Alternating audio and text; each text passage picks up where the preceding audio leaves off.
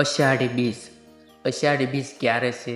જાણો કેમ કહેવાય છે વણજોયું મુહૂર્ત. શું છે આ દિવસનું મહત્વ? 17 જૂન શુક્રવારના રોજ અષાઢ સુદ બીજ. આ દિવસે હિન્દુ પંચાંગ મુજબ શુભ માનવામાં આવે છે. આ દિવસે વણજોયું મુહૂર્ત પણ મનાવવામાં આવે છે.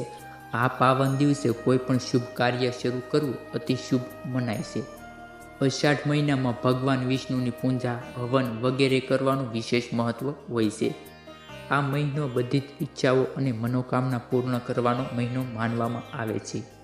એવું પણ માનવામાં આવે છે કે આ મહિનામાં વ્યક્તિની બધી જ ઈચ્છાઓ અને લાગણીઓ પૂર્ણ થાય છે.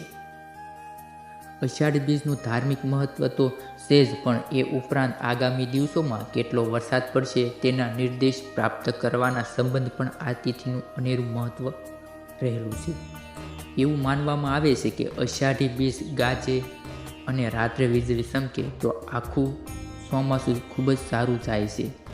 અષાઢી બીજના દિવસે મેઘરાજા અમી સાંટડા વરસાવે છે. આ સમય હોય છે જ્યારે ખેતરોમાં વાવણી કાર્ય પૂર્ણ થઈ ગયેલું હોય છે.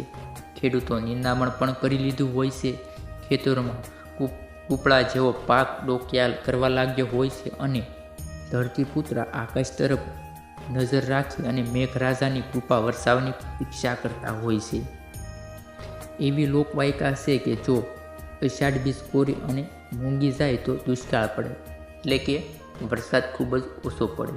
બીજી તરફ જો અષાઢી બીજ ગાજે એટલે આકાશમાં ઘટાઘટ વાદળો છવાઈ જાય અને મેઘગર્જના થાય તો એ સંકેતો મેઘરાજાના શુભ સંદેશ તરીકે ગણવામાં આવે છે. વળી અષાઢ બીજની રાત્રે જો વીજળીના ચમકારા થાય તો તેને શુભ શુકન માનવામાં આવતા હોય છે. એકંદરે અષાઢી બીજ ગાજે આભમાંથી અમી સાંટણાઓ વરસે અને રાત્રે વીજળી ચમકારા થાય તો બાકીનો અષાઢ સારો મેઘરાજાની કૃપાથી અષાઢ મહિનો ખૂબ જ સારો અને આખું વર્ષ ખૂબ જ સારું જાય તેવી મનોકામના અષાઢ બીજની.